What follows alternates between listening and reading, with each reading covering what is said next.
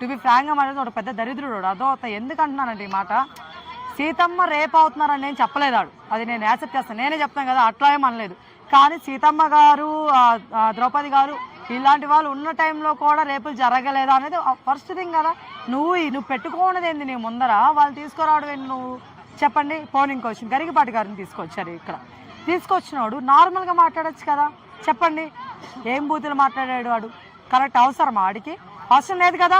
పోనీ శివాజీ గారిని ఎంత పెద్ద మాట అన్నాడు తెలుసా? అదే మాట నాన్ వెజ్ అని అంటాం మనం, ఎవరైనా అంటాను, మనకు సంస్కారం ఒకటి అడ్డొచ్చింది. అర్థమవుతుందా? అట్లా మరి వరుసగా అయితే మాట్లాడడం మనం, అర్థమవుతుందా? ఇంత వరుసగా మాట్లాడుతుంటే ఎవరు రియాక్ట్ అవ్వకపోవడం నాకు నచ్చట్లేదు. సెలబ్రిటీలు అవ్వచ్చు, లేకపోతే కొంతమంది పెద్ద పెద్ద వ్యక్తులు అవ్వచ్చు, పొలిటీషియన్స్ అవ్వచ్చు, వాట్ ఎవర్. అర్థమవుతుందా? ఎందుకు వీళ్ళందరూ రియాక్ట్ అవ్వడం లేదు? అలాంటి ఒక నీచుడు గురించి మీరందరూ రియాక్ట్ అవ్వకపోతే ఇంకెవరి గురించి రియాక్ట్ అవుతారు మీరు?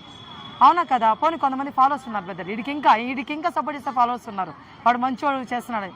చెడ్డోడని మేమేం ముద్ర వేయట్లేదు, కానీ మన తిండి మనమే కదా వాడికి డబ్బులు. నిజం చెప్పాలంటే ఆల్ ఓవర్ ఇండియా చూసుకుంటే మన వాళ్ళే వాడికి ఎక్కువ వ్యూవర్షిప్ ఇస్తారు, అమౌంట్ అనేది జనరేట్ అవుతుంది, అన్నీ వాడికి మన వల్లే వచ్చినాయి.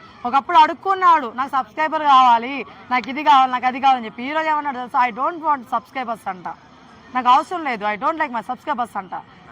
వచ్చినాక వీడికేం లేదు. ఇప్పుడు వాడికి ఏంటి, కోటి సంపాదించేసుకున్నాడు. ఐ డోంట్ వాంట్ అంటున్నాడు. అదే రాకముందు అనగలుగుతాడా వాడు?